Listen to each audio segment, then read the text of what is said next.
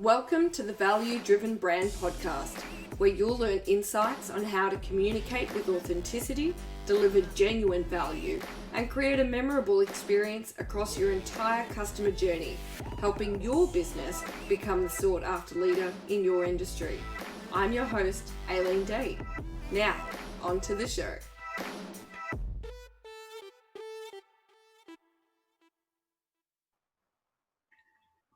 G'day everyone, and welcome back to another episode of the Value Driven Brand Podcast. I am your host, Aileen Day, and today we are joined by SEO expert, guru, businessman, entrepreneur, everything in the middle, Carl Huybers. He is the CEO and part owner of the most awesome SEO business, digital business, Mad Scientist Digital. Welcome, Carl, to the Value Driven Brand Podcast. Thank you for joining us. Hi, Aileen. How are you? Absolutely fantastic. Now, for those of you who don't know who Carl is, apart from working and part owning the coolest business, if you've ever seen their logo, it is quite eccentric. Which I love. It's a little left of center, which, you know, I'm all about. Carl has been around for a long time. He has experience across different business sectors and positions, and also managed to grow a family of 4 adult children. He got them to adults like that on its own. Congratulations. And you've got a little baby grandson. What's his name? Flynn. He's now 4, just turned 4. So. Oh, that's so cute. Flynn. Carl has been around doing retail and supply chain in FMCG, fast-moving consumer goods. I always get that confused. From supermarket management, same here, to national sales manager for a few companies such as Sapco. Great quality products. Love Sapco. Then you became a finance broker for businesses as a greenfield franchisee manager for Mortgage Choice. What does that mean? Well, it was time to do my own thing. I've been thinking about doing my own business for years. So leaving the FMCG industry, and I didn't have experience of being a finance broker or anything. So I went to a franchise operation, so you get some training. And started a business from scratch as a finance broker with 4 young kids and a big mortgage. And it was like, well, you got to make this work or you're gone. So went hell for leather and managed to have a wife at home and 4 kids and raise the family while I was running that business for 11 years and growing that business. Yeah. Now tell me, if you at a minimum didn't have finance experience, that you at least liked numbers. Yes. Yeah. People who know me know that numbers and spreadsheets are something I seem to do pretty well. Froth over? No, I don't know that, but I understand them. Oh, that's a good sign. Lovely. Now, so you did that for 11 years and you also became one of the top 100 brokers in Australia and a mentor for the industry. So considering you've gone in there with no prior knowledge, you've come out 11 years later like the bee's knees of the industry. Well, I don't know about that. There's a lot of really good... Oh, he's so humble. But, well, within Mortgage Choice, I became a mentor. I think the big difference was that I didn't come from the finance industry. Right. So because I came from a sales background and an industry where, you know, you're dealing with people like Coles Myer at head office level or whatever, if people have done that, they would be going, oh yeah, I know what you mean. Yeah, done that. So I knew what you need to bring to the table. And one of the biggest things in the finance industry, they were so staid. You know, people were still going to people's homes with a suit on because they came out of being an accountant or a big bank manager or whatever. And I found that my settling of any deals was a lot higher ratio. And mainly I thought it was because I understood you need to give a little bit of yourself when you went into a person's home. You need to blend in. if their kids they get upset because their kids are being annoying. So you just, yeah, I've got 4 of them at home, blah, blah, blah. And you just had to give a bit. And so for people to understand that and how to blend in with the community and become a service offering rather than some bank manager type person rolling in. And that sort of thing was one of the big differences I brought to the table. Yeah. Oh, that is so fantastic. So like step 1, resonate with your customer. Exactly. Yeah.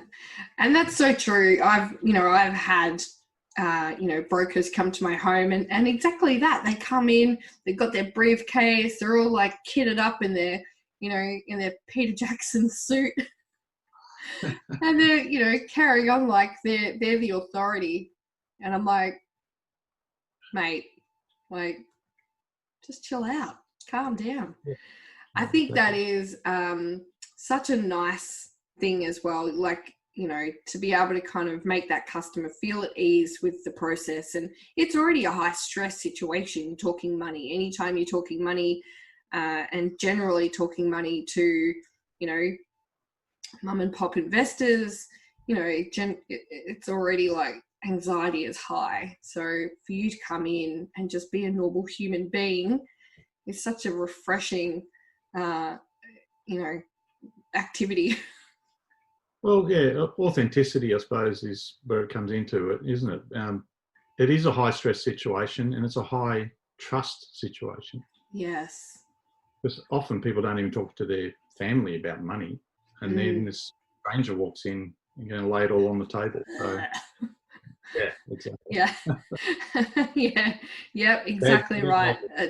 High trust and high vulnerability. Yeah. Exactly. So you finished doing that and then time for something new. Where'd you go? What'd you do? Well, firstly, I went off to, I'd been training as a life coach and business coach in the background because I just thought what I really liked about what I was doing as a finance broker was helping people make the next step. I didn't particularly like the idea of going back and then dealing with the banks to actually get approvals. They can be quite painful at times, but at times.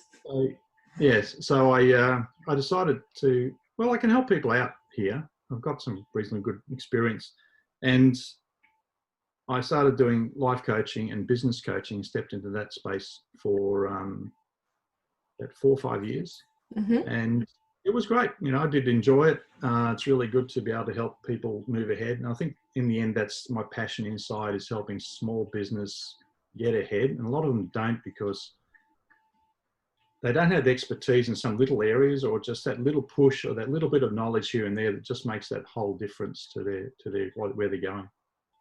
Yeah, absolutely. And then within that space, that was a time, we're talking back around 2011, and that's a time when people really need to move online and get websites. Really, they should have done it already, but a lot of businesses hadn't done that sort of stuff.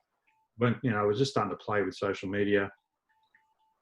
And I was helping businesses say, look, let's move this whole internet thing. You got to do it, or you're just not going to have a business. But I really found a frustration in the points where finding people who could deliver those services well and knowledgeably deliver at a reasonable price and then in a reasonable time frame was almost impossible. You have people who sing their praises and then they take 12 months to build a simple website and charge you tens of thousands of dollars, and that was very frustrating. And I suppose that's where it moved on from then. I'd met Ian, one of the business partners of Mad Scientist, and at a couple of networking events. So networking events are good, as long as you connect. Yes, they are. And I met him again. I was sitting across from him at breakfast, and we were about to speak to Bronwyn Bishop was presenting. So that was a bit of fun. And we talked. He said, what are you up to?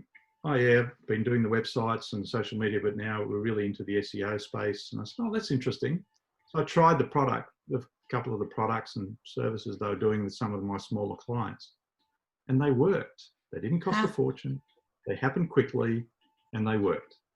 It's like a new cafe that was in Berwick at the time. They were number one on TripAdvisor after a while, and they were doing quite well. Wow. So just from simple services, and got on well with Ian. And I suppose by then also I'd missed working in a team. When I was morning broker, I had my own crew around me, but as a business coach, you're sort of on your own and dealing with businesses. And so Ian asked if I'd give him a hand because they're starting to grow, just help me out with some client stuff. And then I don't know what happened. There's a fuzzy place of about 6 months where I started helping. Then I was virtually running the place, and then I have part of the business and I'm CEO. So next minute. Then I was still coaching every now and then.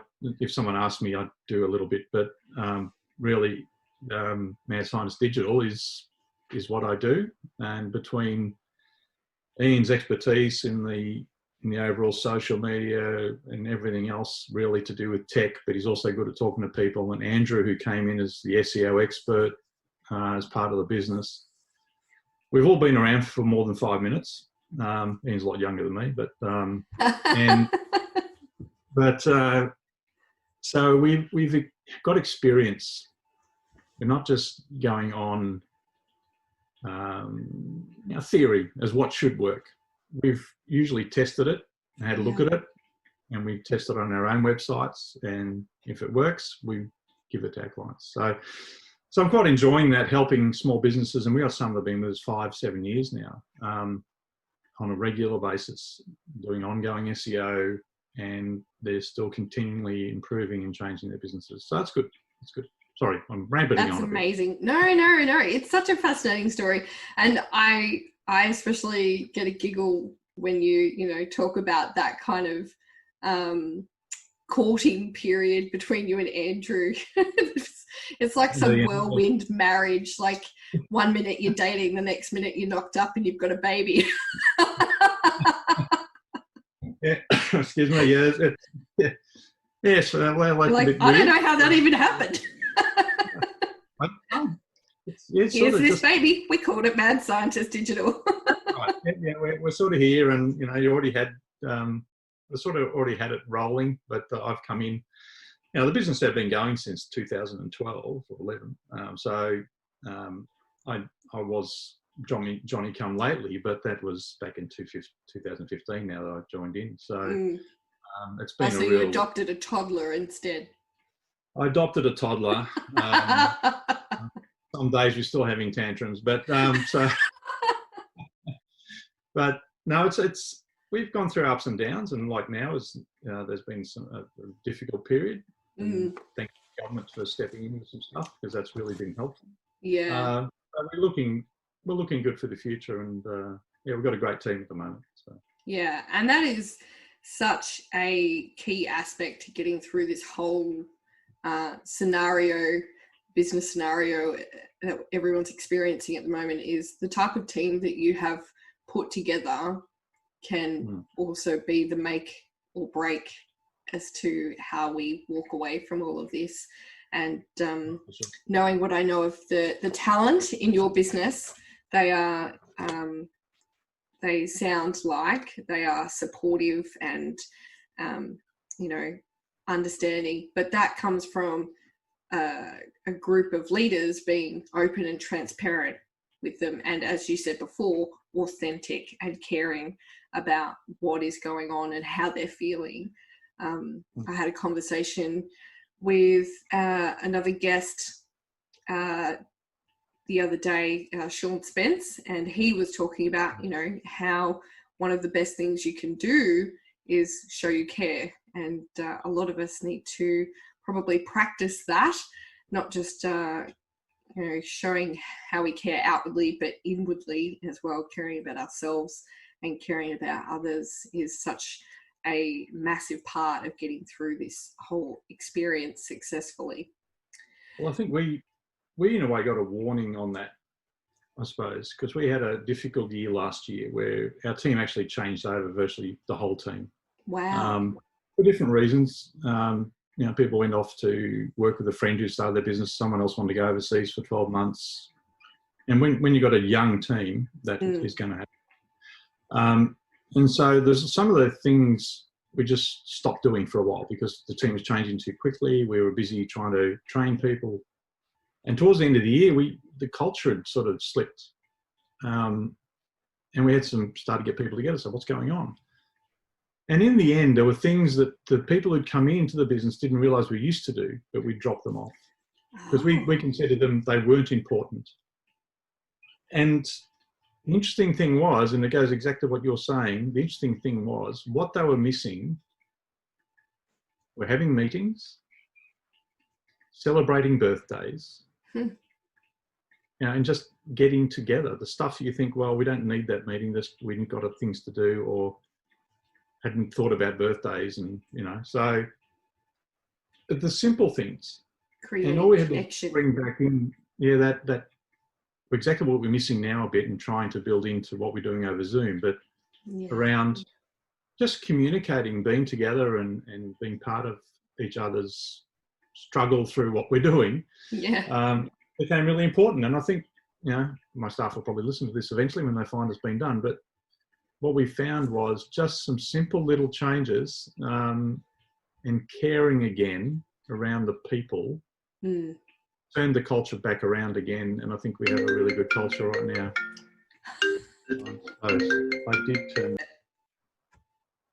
So connection with the staff is really important. And it can be basic things like just celebrating people's birthdays, that they feel they are connecting with each other rather than just doing work. And that's been important now. I must admit, again, it's hard to build in, particularly now everything's over Zoom. We have done a Zoom drinks afternoon where you could have a coffee or a tea or a drink or whatever. We had one staff member leave us in this period of time because they found a job, believe it or not.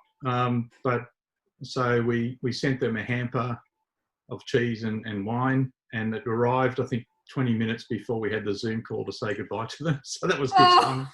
That's impeccable timing. Lucky sometimes. Just saying, if anybody wants to send me a cheese and wine hamper, get in touch. I accept them proudly. Okay, well, yes, you have to think about that and get all your extended one. And we'd love to do more of that. It's just a matter of the day-to-day whirlwind we're in. Stopping and thinking about that sort of thing and making a call. How are you doing? What are you up to? And don't just talk about work. Talk about something else. Yes. The good old COVID conversations get a little bit dull. I feel like it's a little bit of a conundrum because, to be honest, a lot of us aren't, apart from work or homeschooling. Don't even get me started on that this week. We haven't had a whole lot of excitement occur within our day. So creating conversation is a little bit difficult, but that doesn't excuse the fact that we can't try to connect with the people around us and our teams as well. And there are companies out there now who've created events online. So, there's some of them. There's something that's Sangria and something that we're looking at. Race Party is a company that does slot car racing normally, but they've got now created events online. I haven't seen them yet. So innovative. So people are doing stuff. You just got to go and find it and use it. So we, hopefully we'll do something like that in the near future. That'd be so awesome. Now, this is the Value Driven Brand Podcast, Carl. And that's right. So that is the purpose. Good. Yeah. So I know that you have, as the resident expert on today's podcast, you have your own insights, tips and tricks and tactics on what you believe business owners can do to create their own value-driven brand.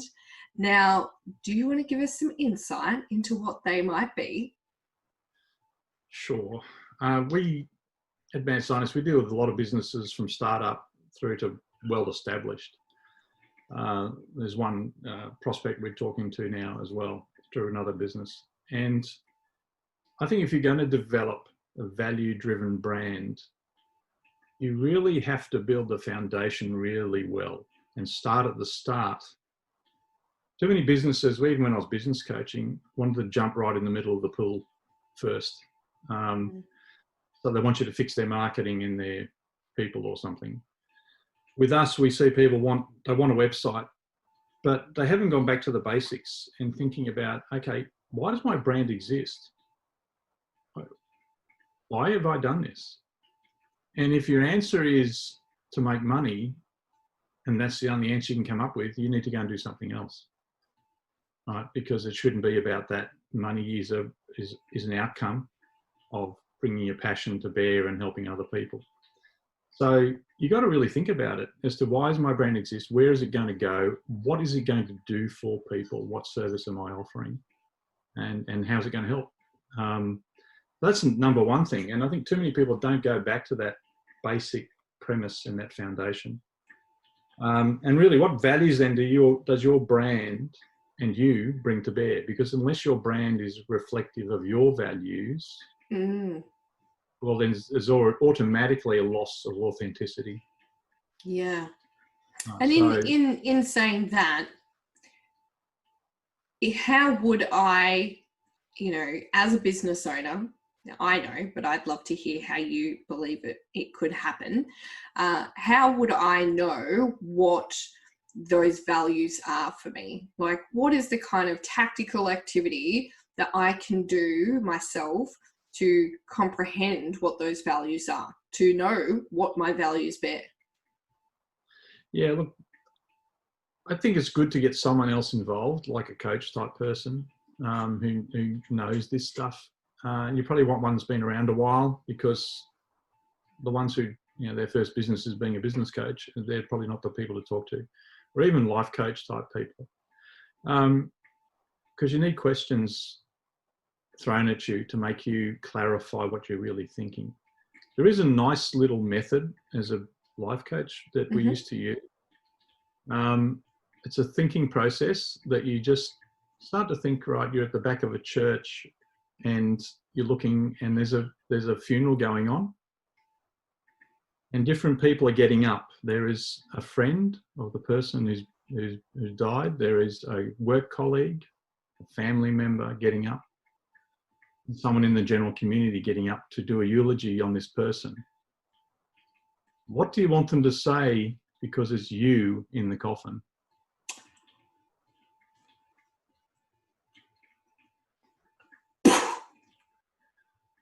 That For those not watching the video, that was my tiny little brain exploding.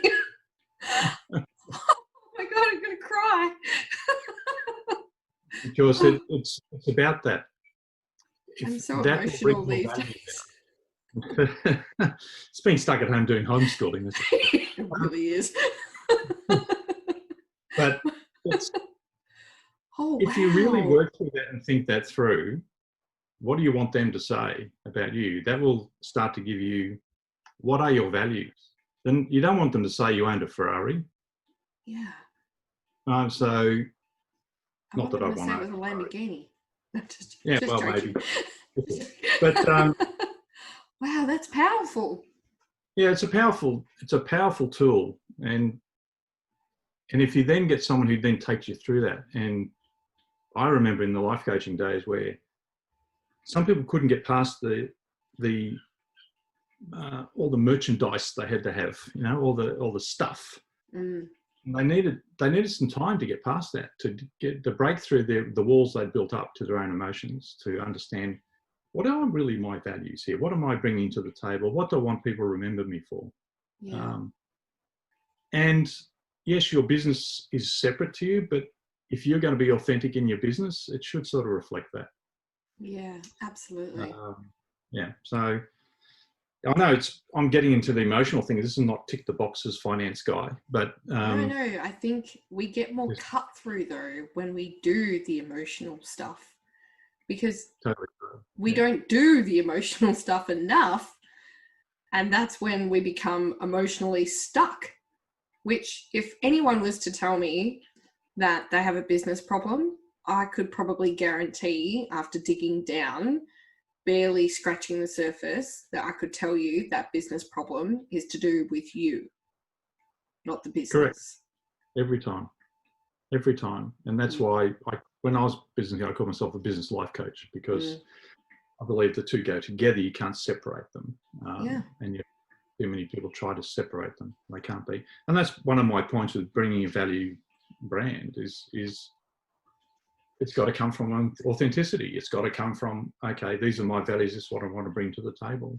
And people have different ones, and often they'll converge. And we mentioned about having a team. If you don't have strong values around your team and what your culture is, no matter how small your team, then you could end up with the wrong people working for you for a long time and just damage your culture. Whereas we found we do have a culture document. We have, our 4 pillars of our culture, and we have our values. Even though we were a very small team, we set that up. But we have noticed over time that people who came into the team who didn't really fit, they end up leaving of their own accord. Yeah. You don't need to push them out because they don't feel comfortable. They don't fit. Yeah. So I think developing your culture and your values as one of those foundational pieces is really important. Yeah, I couldn't agree more personally. So what's the next hot tip on creating your own value-driven brand? In long term, especially for smaller businesses who they're thinking, oh, where do I get my next dollar from? One of the things that is a danger to fall into is you do a little bit of anything for everybody because I can do that, so I'll work it out. That was me to start with.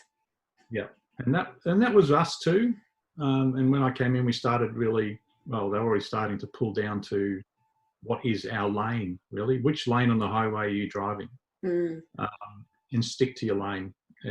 There's a lot of accidents to be happening changing lanes. So I like that.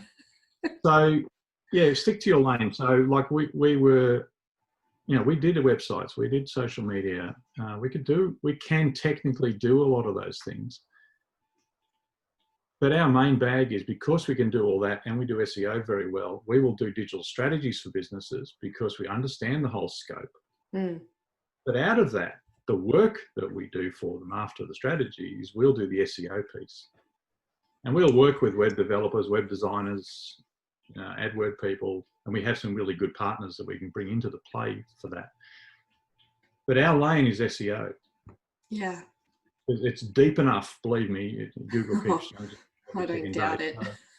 It's deep enough technology and methods and procedures and thought process that it keeps us busy.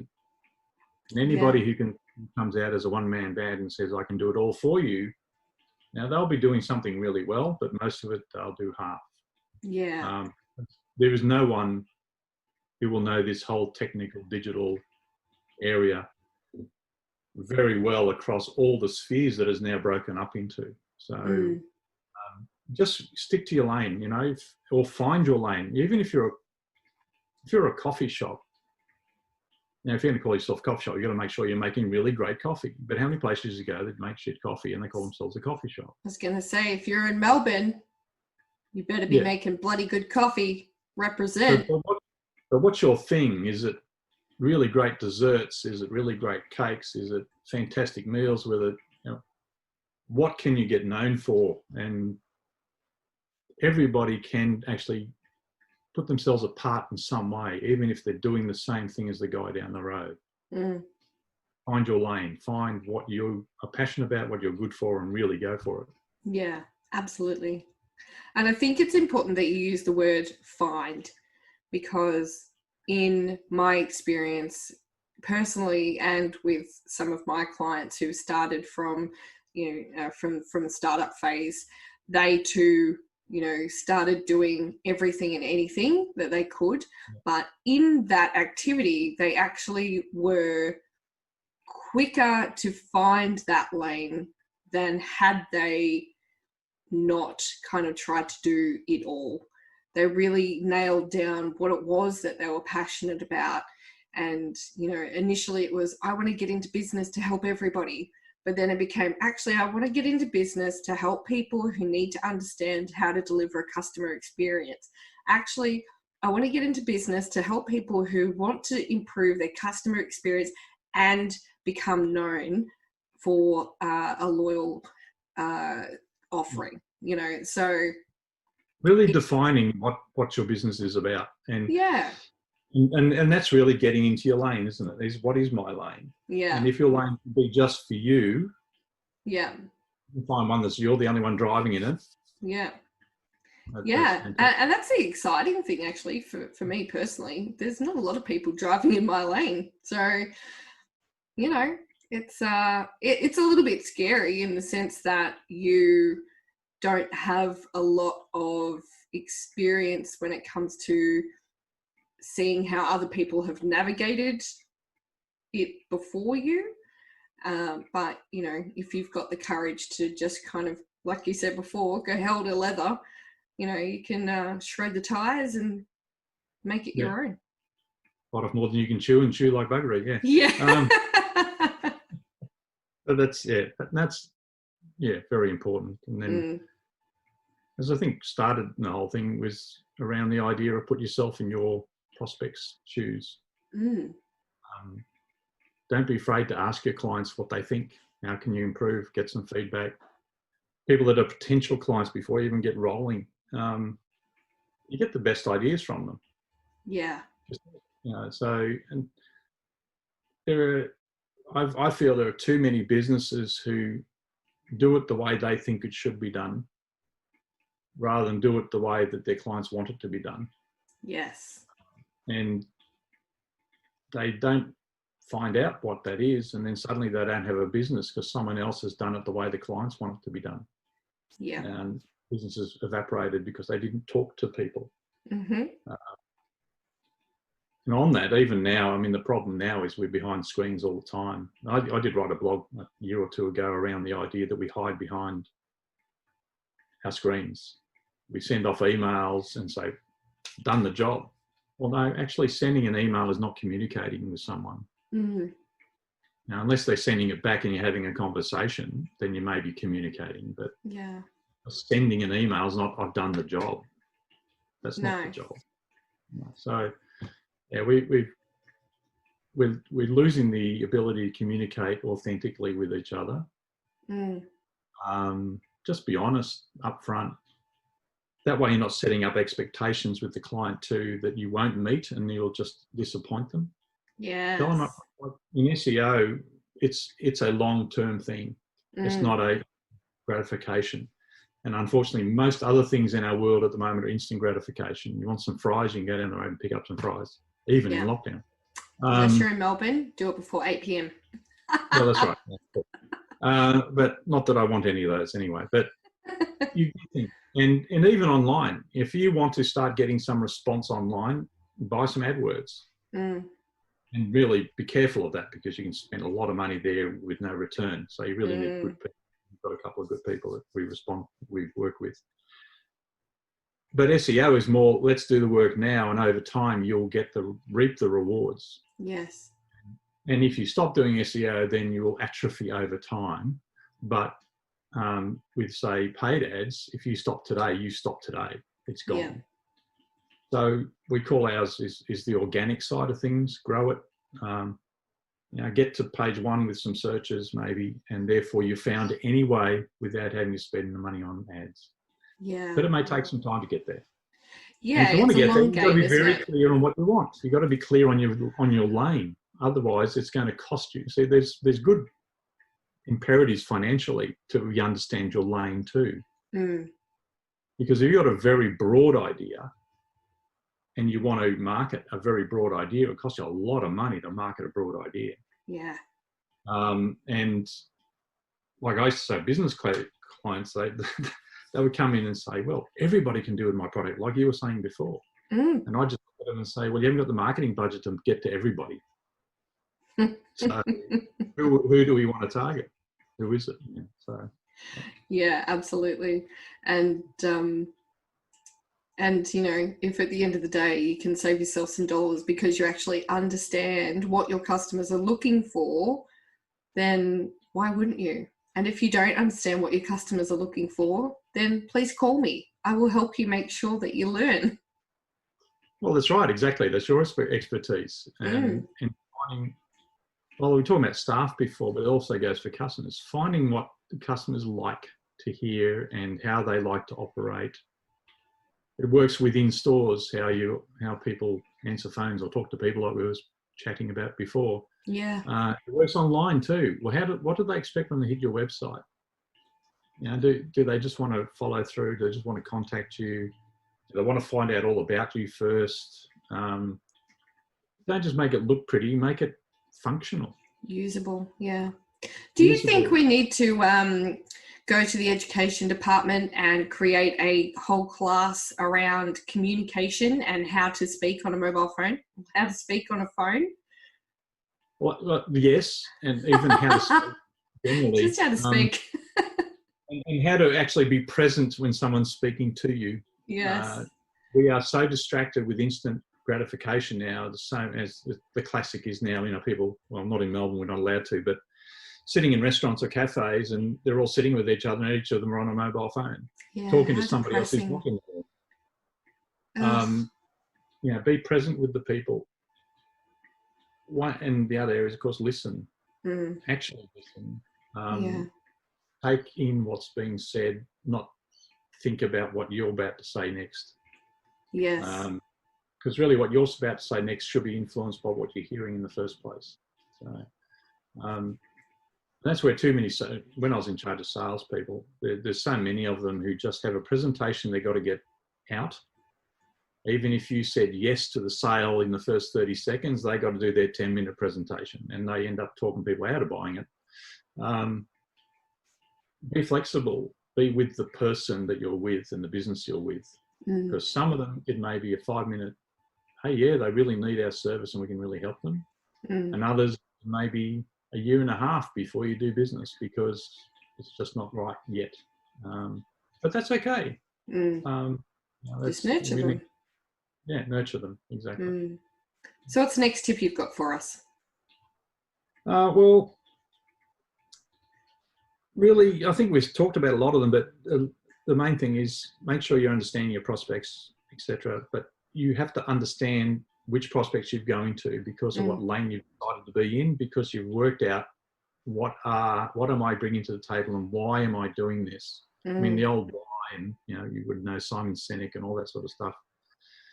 Understanding your why is behind all this is to, okay, why am I doing this?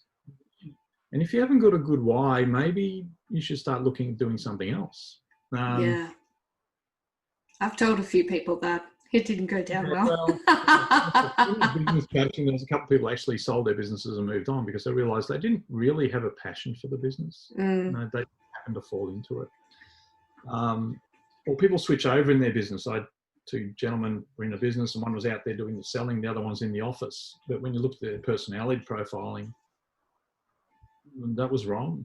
So we flipped them and both are much happier now. How good is that? The business is doing much better because just the guy sitting in the office on his own who hated it because he was a gregarious, you know, outgoing sort of guy. He wasn't as technical as the other guy, but the other guy was more technical. Fine, well, he could be referred to. You didn't need to have that when you're out talking to clients. You know, you can always get back to them with the detail, you know. So, and it worked very well for them. That's so cool. Another business where the guy was trying to manage his workshops because he ended up with a couple of mechanical workshops. But he loved being on the tools. Had no idea of how to run the payroll and all that. So basically what we did, we brought in a manager, a business manager for him. He said, but then they're managing the business, not mine. No, it's still your business. You're just employing them. Yeah. And he went back out to customer service and dealing with the cars, happy as Larry, and the business took off. Yeah. So it's really understanding, well, in a way, that's your lane of what you're good at as well, and understanding yourself then with really good people. And that's one of the things I learned. Really, I remember a manager I worked under at Woolworths in Sydney, believe it or not, when I was training. Good old supermarket life. A long time ago. But he did say, surround yourself. You're only as good as the people you surround yourself with. So did you leave Woolworths? Yeah, I did. So, now that was rude. Sorry, Woolworths. Next week, Woolworths CEO coming on to... Not now. Yeah, no, well, That's all right. Actually, a couple of the guys I used to work with actually became CEO of Woolworths. Oh, really? I've got shares in Coles, so if anyone's coming on to the show, it's the Coles CEO. Okay, fair enough. But that point has always stayed with me, and it's so true. And it comes back and repeats itself.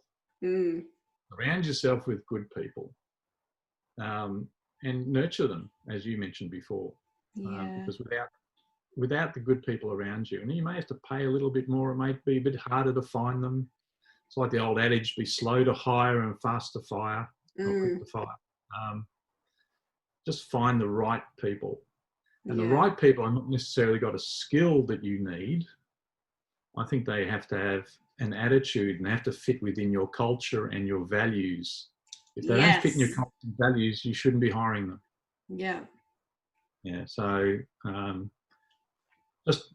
that's really, because you can teach someone a skill. That's sure, some of them take a long time to teach. If you want to draft them or something. But you can generally teach people skills, but attitude is really hard to teach. It is possible, but that's a project. Yeah, so absolutely. Good attitude. Yeah. I have a banner on my Facebook page that says your attitude determines your altitude. Yes. Yeah. And I've actually gone and recreated that banner for some of my other friends and fellow business and business owners and entrepreneurs, and they've got it up in their office in this massive poster, which is pretty cool. Every time she does a webinar or something, I'm like, I made that. But I absolutely believe that is the case as well. And I don't necessarily surround myself with people who have particular skill sets, but I certainly attempt to surround myself with people who have, an optimistic attitude or shared values, or, challenge my thinking, which can sometimes be hard, because I know that upon reflection, I am quite headstrong and I'm quite, rambunctious and like a bull at a gate with a lot of things. So for somebody to have the confidence to go, hey, Aileen, actually, have you considered, sometimes can be a little bit, it takes a certain person to try and kind of stop me. Well, that's a good point to bring up, because I think that's part of the authenticity as well. Whereas there's a big thing in the leadership space at the moment of being vulnerable as a leader. And there is a balance there, sure. And we've got one of the clients of ours, Leadership Sphere. They're doing the Dare to Lead stuff, and he's been teaching leadership for years. And that whole leadership vulnerability is there. And other people I've listened to over the years, I think one of the things that comes to mind is ego and how much it can get in the way. For sure. And what you're talking about there is, you may think you're right, and in your mind you're right, but someone's going to question that, and that's fine.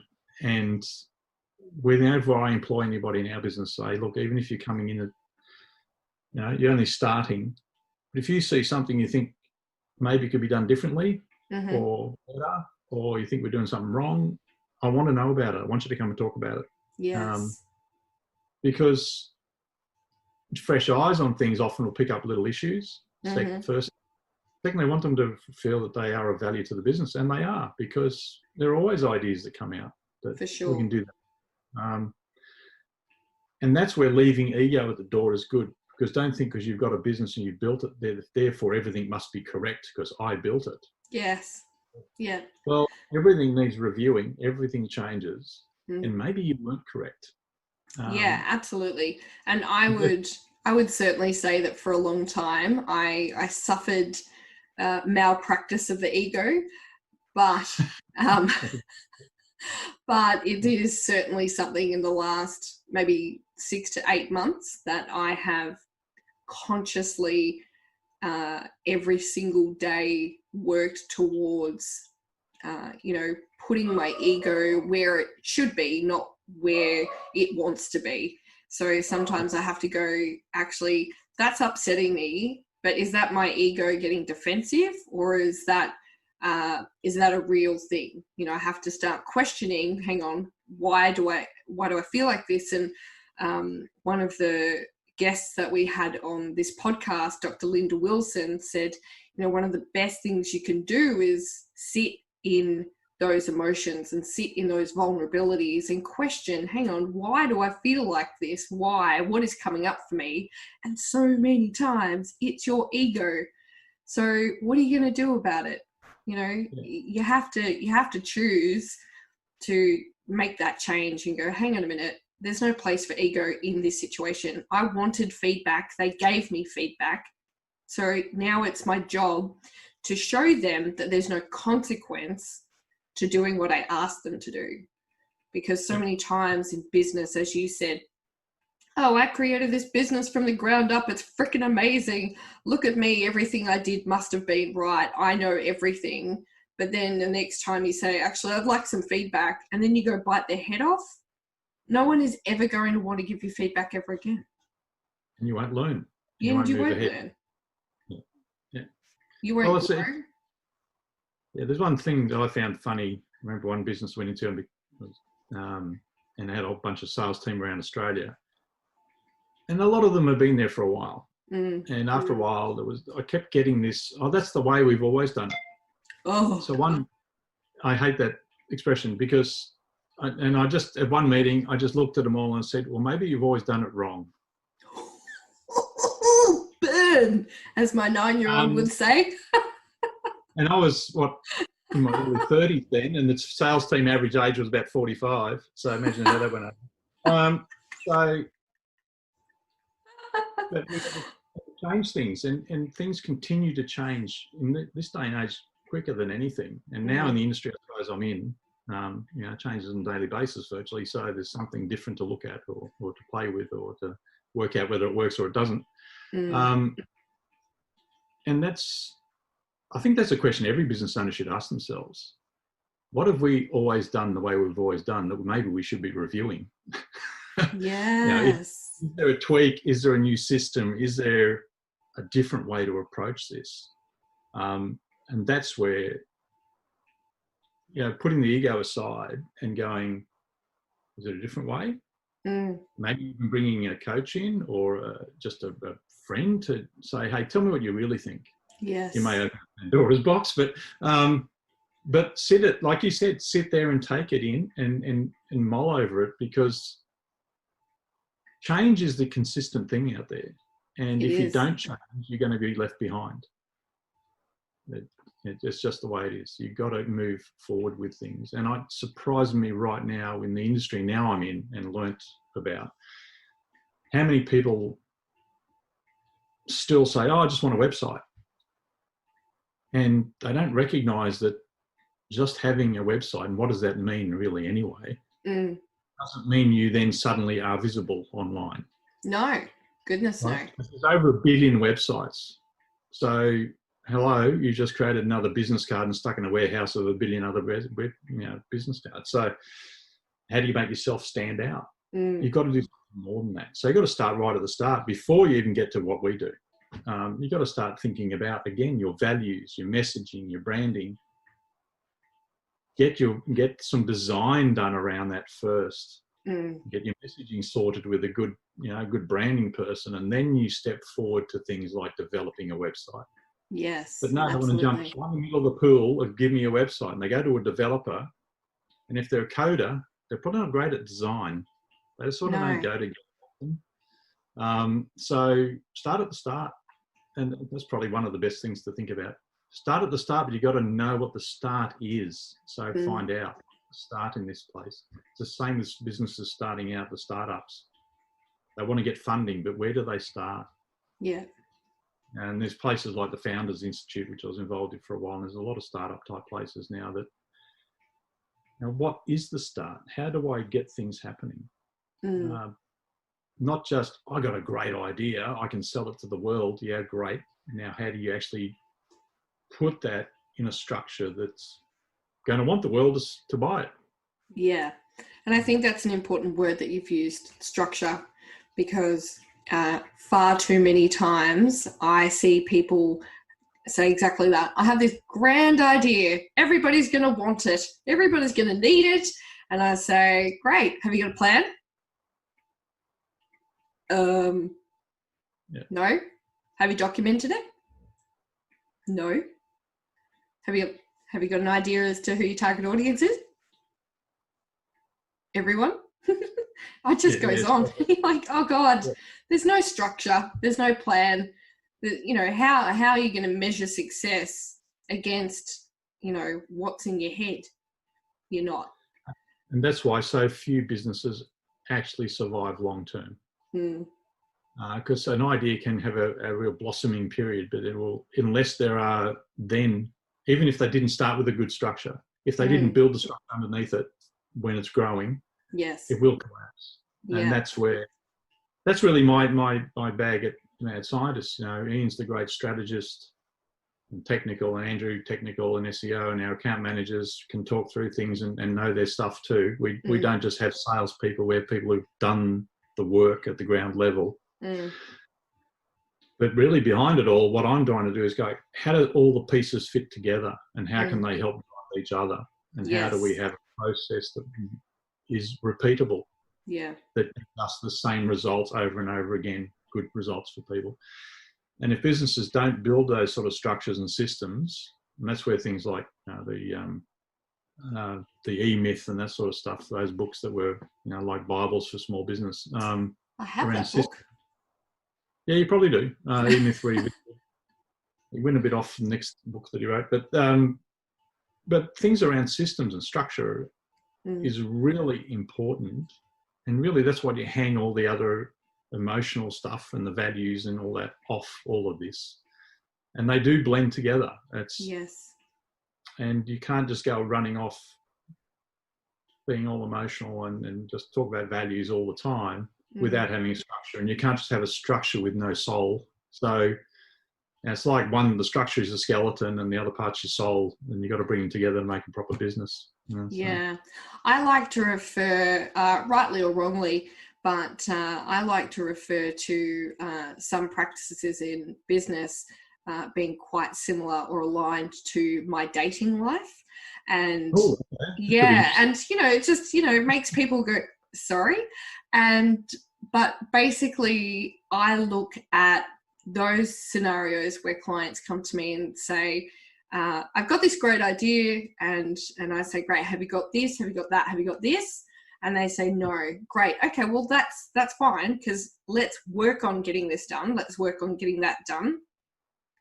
And I find out very quickly that they're not committed to doing, you know, putting the effort in to the less sexy work that it takes to get their grand plan off the ground and to make it a sustainable idea.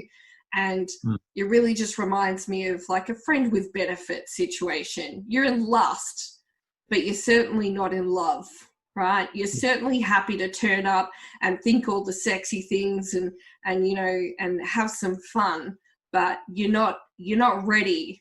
You're not in love. You're not ready to roll your sleeves up and do the dishes after she's just cooked your dinner, right? Yeah. You're not ready to vacuum the floors after the party she just held for you. You know, you're in lust with your idea. You're certainly not in love. It's you know, 5 minutes past a one night stand. Yeah, and therefore it is a one night stand. It's an idea that sounds great, but it's just too hard to bring to life. Yeah. Really does sound like my dating life. Let's go off and have a little cry first. No, but yeah, and that's true. Everybody has ideas. I mean, some of us, you know, sit together and have a chat over coffee, as we used to be able to do, and you'd come up with 2 or 3 business ideas. And Ian and I are great at that. However, it's a matter of going again, sticking to your lane, saying, "Look, we can go and get distracted with this over here." Yes. But is it really what we're doing, or is it something for another time? Or is it an idea to pass on to someone else if they really like it? Because because anybody who's entrepreneurial in business will have different ideas along the way. Yes. And there's I suppose another little thing, isn't it? It's discipline to go, no, this is my idea, I'm taking to the end. Commitment. But if you don't know if you haven't put a plan out, you don't know what the end is. Absolutely. But what is the end? Is the end selling it for $1 million? Is the end passing it on to your child? Is the end selling it to a business partner? Yeah. Or is the end just closing it after having fun for 3 years? I don't know. Exactly. And if you don't know what the end is, then where are you going? I don't know. Actually, it's funny. I come up with a weird little idea of how to explain to someone who'd had a business for 32 years and was successful, but he had no goals at all for what was next, and he just didn't want to go there. And I come with this weird thing. I said, okay, let's just imagine something, because he was into hunting and stuff like that. So I said, okay, you've been dropped. You're going hunting. You've been dropped into a forest, and it's foggy. It's semi-dark. You can't really see anything, and you know you're hunting for the bear. I said, shoot. I said, but where? I said, exactly. Where? You got to have, where's the bear? Where's the goal? Where is it? You know? What a great analogy. I love that.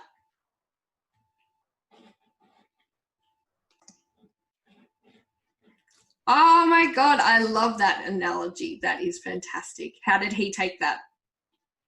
I think he sort of got it. He was an older gentleman, been around a long time, and he got it, but he still didn't internally get the idea of having really a long-term goal.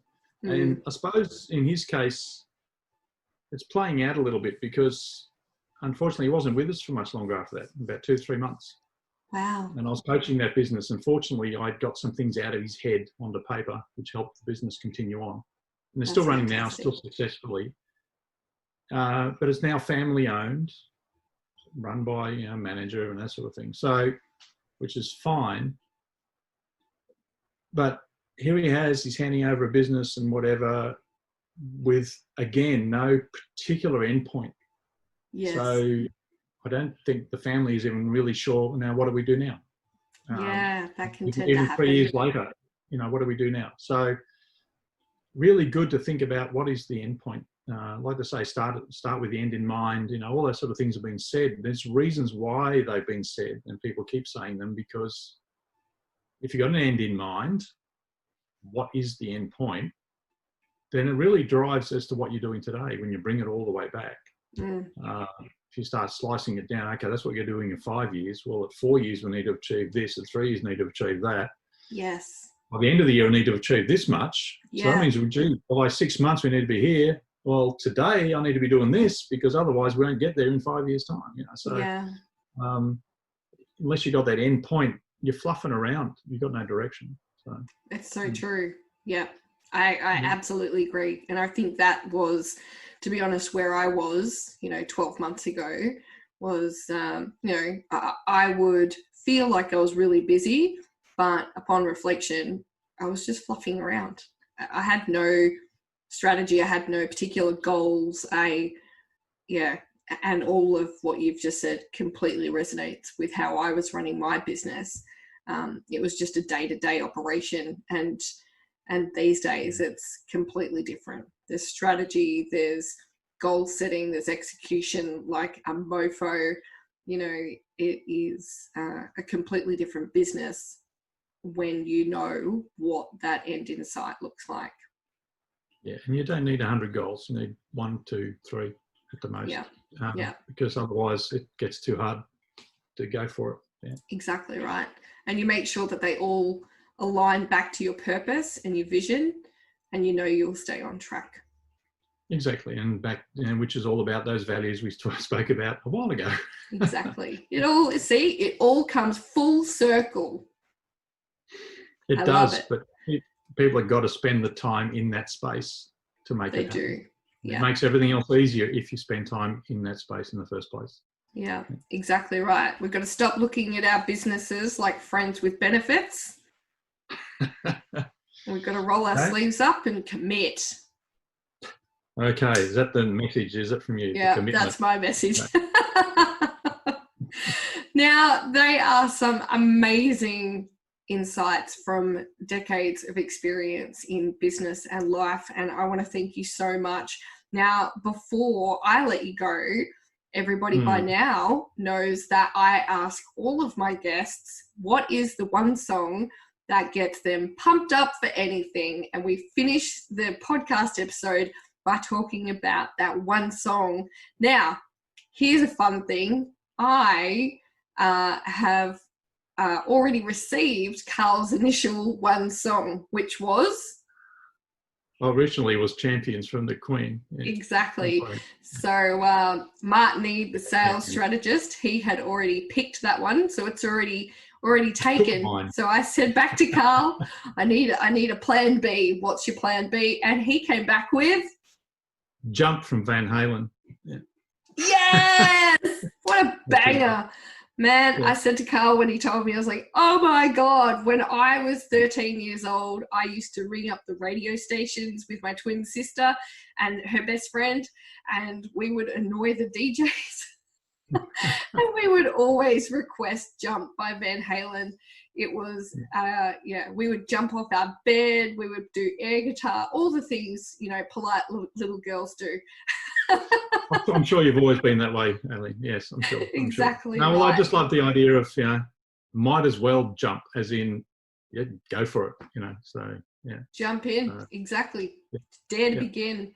Now, so what happens is, the reason I ask our guests for that one song that gets them pumped up for anything is because we have, for the Value Driven podcast, created its very own special Aileen Day official Spotify playlist that will be available for all of our listeners to download when they visit valuedrivenbrand.com to watch this podcast or grab the link to listen to it.